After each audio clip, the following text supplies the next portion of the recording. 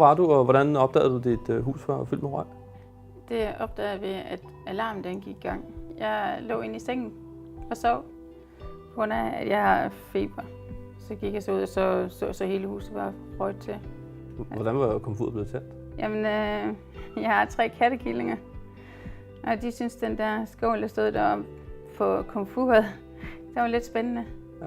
Så man så har stået og rodet i den med forpoterne, så passer det med, at den lige kunne tænde med bagpoterne. Jeg prøvede at kontakte dig via voiceboxen. Hvordan reagerede du på det? Jeg kunne høre, at det var sådan en kliklyd. Men ved at jeg sådan var snot i ørerne, eller forkølet og sådan havde feber, så kunne jeg ikke rigtig høre, hvad det var, der blev sagt. Så jeg kunne kun høre den der kliklyd, når du ligesom trykkede igennem.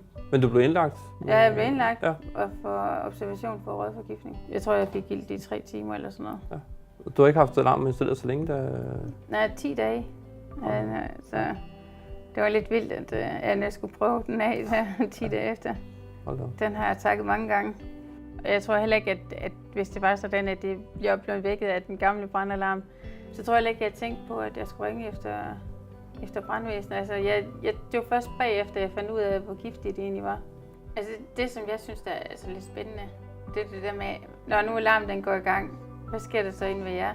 På de overvågede alarmer, vi har, der tager fotodetektoren så også billeder. På det første billede, jeg får ind, der ser jeg bare noget tåge eller noget slør eller sådan noget, og kan måske godt fornemme, at der er et eller andet, som ikke er helt som det skal være. Så på billede nummer 2, få sekunder senere, der er helt fyldt med røg. Og så ringer jeg jo så op på voiceboxen og forsøger for ligesom at komme i kontakt til dig og høre, hvad der sker. Det er nervepirrende, kan man sige, for det er jo potentielt fare for menneskeliv og for dyr og ejendom. Nej, det er virkelig uhyggeligt. Hvordan har du det så i dag? Og hvordan påvirker det dig, når du er hjemme, eller når du forlader dit hjem? Altså selvfølgelig det påvirker mig meget, men i dag der er det ligesom mere en slags tryghed for mig. Jeg ved, at når jeg er hjemme, så er der nogen, der passer på mig, også selvom jeg ligger syg inde i sengen.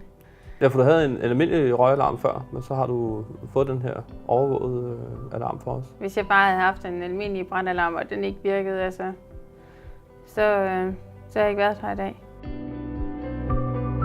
Jamen, tusind tak, fordi du kom og fortalte din historie.